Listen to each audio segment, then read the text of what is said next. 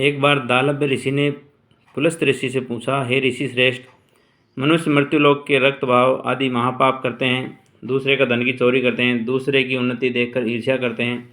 इन सभी से जो पाप कर्म होता है उनसे मुक्ति के लिए क्या उपाय है? तो प्रिय दर्शकों, दालभ्य ऋषि ने ऐसे महान पाप करने वाले मनुष्य क्रोध, ईर्ष्या, आवेग और मूर्खतावश काम करते हैं, बाद में बहुत शोक मनाना पड़ता है। नमस्कार प्रिय दर्शकों, आप सभी का हमारे YouTube चैनल पर हार्दिक स्वागत है। दोस्तों, आज है 25 जनवरी 2025, दिन है माघ कृष्ण एकादशी का। दोस्तों, इस एकादशी का नाम है षठतिला एकादशी। इस षठतिला एकादशी की क्या कहानी है, इसमें किस देवता का पूजन किया जाता है और इसको षठतिला नाम क्यों पड़ा, दोस्तों ये सब आप इस वीडियो में देखेंगे, तो आप इस वीडियो के साथ अंत तक जरूर बने रहिए। भगवान श्री कृष्ण के श्रीमुख से एकादशियों का महात्म्य सुनकर श्रद्धापूर्वक उन्हें प्रणाम करते हुए अर्जुन ने कहा, हे केशव, आपके श्रीमुख से एकादशियों की कथाएं सुनकर मुझे असीम आनंद की प्राप्ति हुई है। हे मधुसूदन, कृपा कर अन्य एकादशियों का महात्म्य सुनाने की भी अनुकंपा करे। हे अर्जुन, अब मैं माघ मास के कृष्ण पक्ष की षठतिला एकादशी की व्रत कथा सुनाता हूँ। एक बार दालभ्य ऋषि ने पुलस्त ऋषि से पूछा, हे ऋषि श्रेष्ठ, मनुष्य मृत्युलोक के रक्त बहाव आदि महापाप करते हैं, दूसरे के धन की चोरी करते हैं, दूसरे की उन्नति देखकर ईर्ष्या आदि करते हैं। ऐसे महान पाप मनुष्य क्रोध, ईर्ष्या, आवेग, मूर्खतावश करते हैं और बाद में शोक करते हैं। हाय, हमने ये क्या किया? हे महामुनि, ऐसे मनुष्यों को नरक से बचाने का क्या उपाय है? कोई ऐसा उपाय बताने की कृपा करे जिससे ऐसे मनुष्यों को नरक से बचाया जा सके, अर्थात उन्हें नरक की प्राप्ति न हो। ऐसा कौन सा दान पुण्य है जिसके प्रभाव से नरक की यातना से बचा जा सकता है? इन सभी प्रश्नों का हल आप कृपा करके बताइए। दालभ्य ऋषि की बात सुनकर के पुलस्त ऋषि ने कहा, हे मुनिश्रेष्ठ, आपने मुझसे अत्यंत गूढ़ प्रश्न पूछा है। इससे संसार में मनुष्यों को बहुत लाभ होगा। जिस रहस्य को इंद्र आदि देवता भी नहीं जानते, वह रहस्य मैं आपको अवश्य ही बताऊंगा। माघ मास आने पर मनुष्य को स्नान आदि से शुद्ध रहना चाहिए, इंद्रियों को वश में करके तथा क्रोध, काम, लोभ, ईर्ष्या, अहंकार आदि से सर्वथा बचना चाहिए। पुष्य नक्षत्र में गोबर, कपास, तिल मिलाकर उपले बनाने चाहिए। इन उपलों से 108 बार हवन करना चाहिए। जिस दिन मूल नक्षत्र और एकादशी तिथि हो, तब अच्छे पुण्य देने वाले नियमों को ग्रहण करना चाहिए। स्नान आदि नित्य क्रम से देवों के देव भगवान श्री हरि का पूजन और कीर्तन करना चाहिए। एकादशी के दिन उपवास करें तथा रात को जागरण करें, हवन करें। उसके प्रभाव से उसके दूसरे दिन धूप, दीप, नैवेद्य से भगवान हरि की पूजा अर्चना करें तथा खिचड़ी का भोग लगाए। उस दिन श्री विष्णु को पेठा, नारियल, सीताफल, सुपारी सहित अर्घ देना चाहिए। तदुपरांत उनकी स्तुति करनी चाहिए।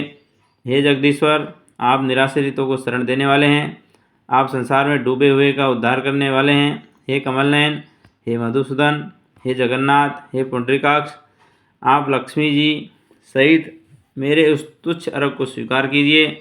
इसके पश्चात ब्राह्मण को जल से भरा घड़ा और तिल का दान करना चाहिए।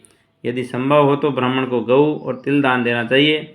इस प्रकार मनुष्य जितने तिलों का दान करता है, वह उतने ही सहस्त्र वर्ष स्वर्ग में वास करता है। तिल का स्नान, तिल का उपटन, तिलोदक, तिल का हवन, तिल का भोजन, तिल का दान, इस प्रकार 6 रूपों में तिलों का प्रयोग किया जाता है। इसीलिए इसे षठतिला एकादशी कहते हैं। इससे अनेक प्रकार के पाप नष्ट हो जाते हैं। इतना कहकर ऋषि पुलस्त ने कहा, अब मैं एकादशी की कथा सुनाता हूँ। एक बार नारद मुनि ने भगवान श्री हरि से षठतिला एकादशी का महात्म्य पूछा। वे बोले, हे प्रभु, आप मेरा प्रणाम स्वीकार करें। षठतिला एकादशी के उपवास का क्या पुण्य है, उसकी क्या कथा है, कृपा कर मुझे बताइए। नारद की प्रार्थना सुन भगवान श्री हरि ने कहा, हे नारद, मैं तुम्हें प्रत्यक्ष देखा सत्य वृतांत बताता हूँ, सुनाता हूँ, ध्यानपूर्वक श्रवण करो। बहुत पहले मृत्युलोक में एक ब्राह्मणी रहती थी। वह सदा व्रत उपवास किया करती थी। एक बार वह 1 मास तक उपवास करती रही। इससे उसका शरीर बहुत कमज़ोर हो गया। वह अत्यंत बुद्धिमान थी। फिर उसने कभी भी देवताओं और ब्राह्मणों को निमित्त अन्न आदि का दान नहीं किया। मैंने चिंतन किया कि इस ब्राह्मणी ने उपवास आदि से अपना शरीर तो पवित्र कर लिया, तथा इसको वैकुंठ लोक का प्राप्त हो जाएगा। किंतु इसने कभी अन्न दान नहीं किया। अन्न के बिना जीव की तृप्ति होना कठिन है। ऐसा चिंतन कर मैं मृत्युलोक में गया। उस ब्राह्मणी से अन्न की भिक्षा मांगी। इस पर उस ब्राह्मणी ने कहा, हे योगीराज, आप यहाँ किस लिए पधारे हैं? मैंने कहा, मुझे भिक्षा चाहिए। इस पर उसने मुझे एक मिट्टी का पिंड दे दिया। मैं उस पिंड को लेकर स्वर्ग लौट आया।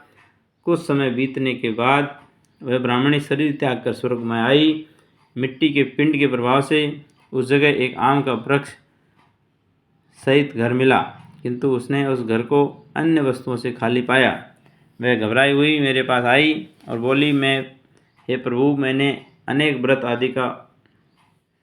आदि से आपका पूजन किया, किंतु फिर भी मेरा घर वस्तुओं से रिक्त है। इसका क्या कारण है? मैंने कहा, तुम अपने घर जाओ और जब तुम देव स्त्रियों सहित देखने आए तब तुम उनसे 60 तिला एकादशी का माहात्म्य और विधान पूछना। जब तक वह नहीं बताएं तब तक द्वार नहीं खोलना। प्रभु के ऐसे वचन सुन वह अपने घर गई। जब देव स्त्री आई और द्वार खोलने कहने लगी, तब उस ब्राह्मणी ने कहा, यदि आप मुझे देखने आई हो तो मुझे 60 तिला एकादशी का माहात्म्य बताए। तब उन्हें एक देव स्त्री ने कहा, यदि तुम्हारी यही इच्छा है तो ध्यानपूर्वक श्रवण करो। मैं तुमसे एकादशी का व्रत और माहात्म्य विधान सहित कहती हूँ। जब उस देव स्त्री ने 60 तिला एकादशी का माहात्म्य सुना दिया तब उस ब्राह्मणी ने द्वार खोल दिया। देव स्त्रियों ने ब्राह्मणी को सब स्त्रियों से अलग पाया। उस ब्राह्मणी ने देव स्त्रियों के कहे अनुसार 60 तिला एकादशी का उपवास किया और उसके प्रभाव से उनका घर धन धान्य से भर गया। अतः हे पार्थ, मनुष्य को अज्ञान को त्याग कर 60 तिला एकादशी का उपवास करना चाहिए। इस एकादशी व्रत के करने वाले को जन्म जन्म की निरोगता प्राप्त हो जाती है। इस उपवास से मनुष्य के सभी पाप नष्ट हो जाते हैं। कथा का सार, इस उपवास को करने से जहाँ हमें शारीरिक पवित्रता निरोगता प्राप्त होती है, वहीं अन्न तिल आदि दान करने से धन धान्य की बढ़ोतरी होती है। इससे यह सिद्ध होता है कि मनुष्य जो जैसा जैसा दान करता है, शरीर त्यागने के बाद वैसा ही फल प्राप्त होता है। अतः धार्मिक कृत्यों के साथ साथ हमें दान आदि का अवश्य ही करना चाहिए। शास्त्रों में वर्णित है कि बिना दान किए कोई धार्मिक कार्य संपन्न नहीं होता है। तो राधे राधे दोस्तों, सभी को 60 तिला एकादशी की हार्दिक शुभकामनाएं। आशा करते हैं कि सभी इस कथा को सुनेंगे और व्रत को रखेंगे। सभी को जय श्री राधे, हरि ओम।